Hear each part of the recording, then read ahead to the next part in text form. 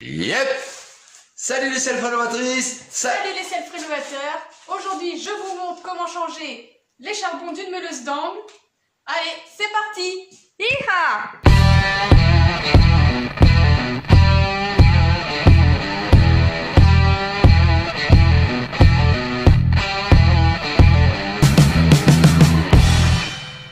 Alors déjà, premier truc, quels sont les symptômes qui vont te dire que c'est les charbons de ta machine qui sont HS? Alors bien souvent, sur les meuleuses d'angle, eh bien déjà le moteur ça tourne moins vite et puis ça fait une sorte de bro, ça tourne tout doucement, ça t'arrive plus rien à couper. Et surtout, à l'arrière, par les ouïes, là, tu vas avoir des grosses étincelles, ça commence à sortir de la matière derrière.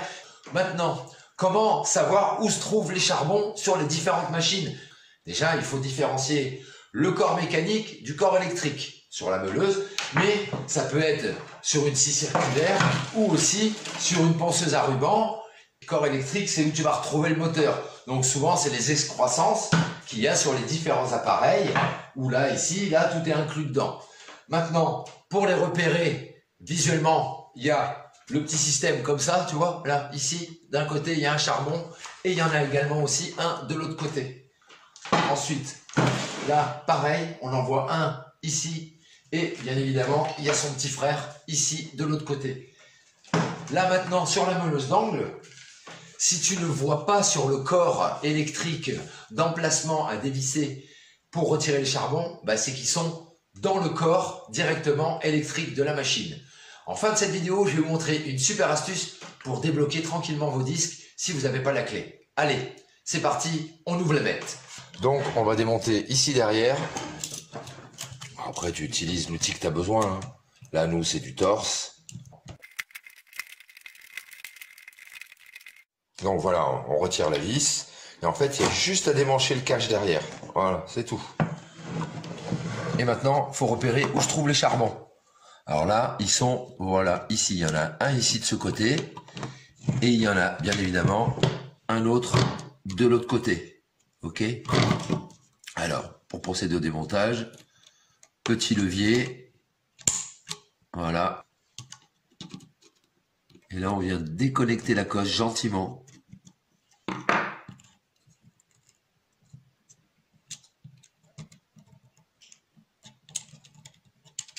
Et hop, on sort le charbon. Donc là, on peut constater hein, que le charbon, il est vraiment usé. Voilà, il fait quasiment moitié de taille qu'il devrait faire. On va passer au démontage du second, de l'autre côté.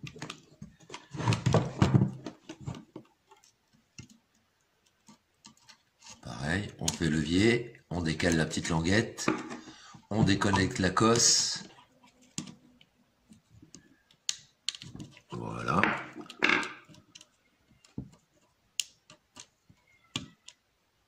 Ok, et hop, on sort le charbon. Alors celui-ci, il est un peu moins usé que l'autre, si on le compare, l'un à côté de l'autre. Mais bon, c'est pas ouf non plus. Eh bien, vous prenez la référence de votre appareil, vous cherchez les charbons correspondants. Alors là, bon, ben moi, c'est cette marque-là, c'est ce modèle-là.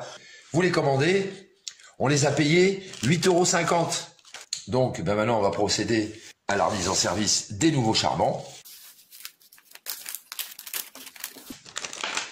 Donc, on va comparer les nouveaux et les anciens. On voit bien qu'il en manque plus de la moitié. Ok, allez, on attaque. On remet le premier charbon dans son logement. Voilà. On vient le reconnecter sur la broche.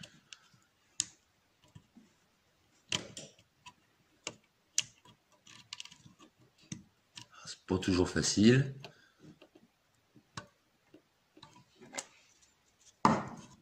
Alors là, on le fait avec un tournevis. Vous pouvez aussi utiliser une pince à bec hein, pour venir installer votre broche. La cosse sur la broche. Et on remet le petit clips qui va bien, qui bloque le charbon. Voilà. Pour ce côté-là, c'est fini. Maintenant, l'autre côté.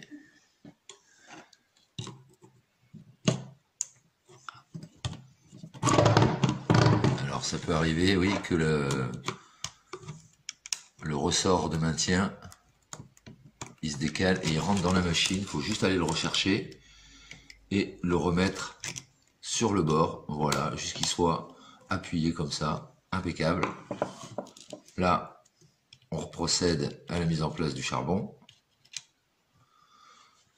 Pareil, on vient reconnecter la cosse sur la broche. Alors vous pouvez remettre aussi le clips directement qui bloque le charbon. Ça vous évite qu'il ressorte de son logement. Vous pouvez le faire avant ou après, comme vous voulez. Voilà, hop, ça y est.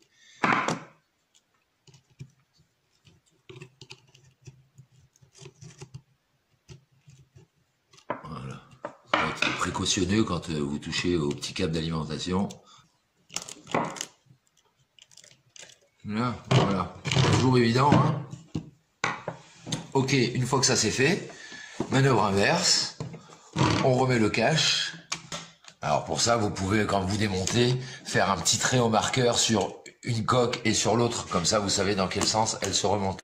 Alors un autre moyen de voir aussi comment vous devez remettre votre coque.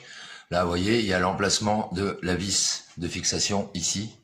Voilà, donc eh ben, à l'arrière sur votre coque, vous cherchez l'emplacement de votre vis de fixation et comme ça, vous allez pouvoir remettre votre coque facilement, tout de suite.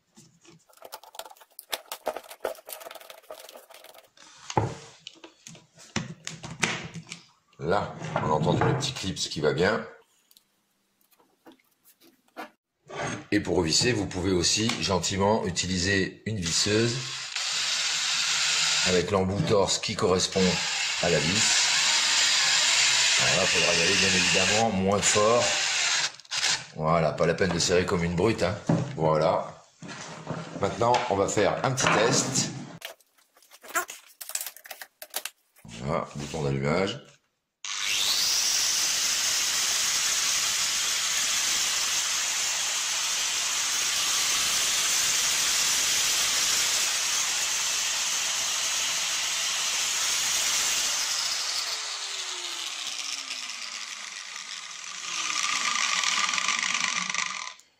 Et voilà comment on répare une meuleuse d'angle.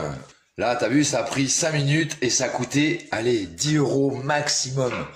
Donc franchement, ça vaut vraiment pas le coup de la mettre à la poubelle, de la démonter pour la mettre à la ferraille. Là, c'est de la perte d'argent. Hop là! Et voilà la petite astuce pour déverrouiller sa meuleuse d'angle tranquillement pour changer son disque. Quand on oublie d'emmener sa clé sur le chantier ou quand elle est sur le chantier et qu'on la retrouve plus, ça arrive.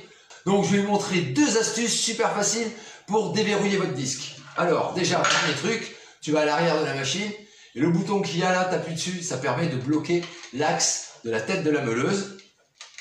Voilà, là c'est bloqué. Alors là, ce que je vais faire, je vais bien la serrer. Comme ça, tu vas pas dire que je triche et qu'elle était déjà déverrouillée. Voilà, hop, mince, la clé, où qu'est-ce qu'elle est? Alors, tu peux utiliser pince multiprise, clé à griffe, clé anglaise. Ce que tu vas arriver surtout à faire, tu vas faire des marques partout tout autour. Ou alors il y en a qui bloquent la machine avec le pied et avec le marteau, le burin, eh ben on essaye de desserrer le disque. Mais après, quand tu vas retrouver la clé, ben il va y avoir du jeu, ça va être une galère. Première astuce, tu prends un gant bien épais ou 2 gants l'un sur l'autre. Là, c'est le cas. Tu remets ton doigt sur le bouton ici pour bloquer le disque. Hop. Au moment où ça trouve le cran, c'est bon.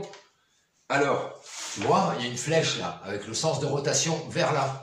Donc, eh bien, le disque, il va se desserrer dans ce sens-là aussi. Donc là, ce que tu fais avec ta main, tu mets 2-3 coups bien secs, et voilà. J'enlève mon gant, c'est desserré. Ok?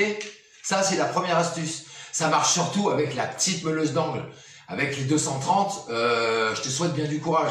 Entre tenir le bouton et vu la taille du disque, si tu as un disque diamant dessus, tu vas... Donc là, soit il faut la clé, ou soit il va falloir faire la deuxième technique, celle que je te montre maintenant. Pour les grosses disqueuses, mais même pour aussi les petits lapidaires comme ça. Donc, je resserre une nouvelle fois mon disque. Voilà. Je reprends ma clé. Là, j'ai bien serré pour te montrer que c'est pas du chiquet, que c'est pas du pipeau. Pipo, pipo, pipo, pipo. Hop. Là, pareil, tu cherches à bloquer l'axe de rotation. Doigt, voilà, on bloque. Et ensuite là, alors, il y a deux écoles. Il y a l'école où tu vas donner des coups comme ça. Moi, mon école, je préfère mettre ma machine, le disque posé sur une planche de bois, un bastin, un tasseau, un bout de palette.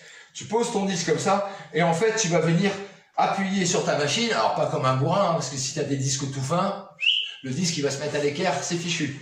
Et là, en fait, tu vas venir pousser là. Alors, tu vois, ça abîme pas le disque parce que c'est sur du bois. Le bois est plus tendre que le disque. Mais j'ai quand même réussi à desserrer pour pouvoir changer le disque. Voilà, c'était la petite astuce du jour. Oh putain, c'est super. Bon, ben voilà les amis, merci beaucoup d'avoir suivi cette vidéo. J'espère qu'elle va vous rendre service. Et vous n'avez plus aucun secret pour remplacer les charbons sur votre meuleuse d'angle ou tout simplement changer le disque lorsque vous avez égaré la clé.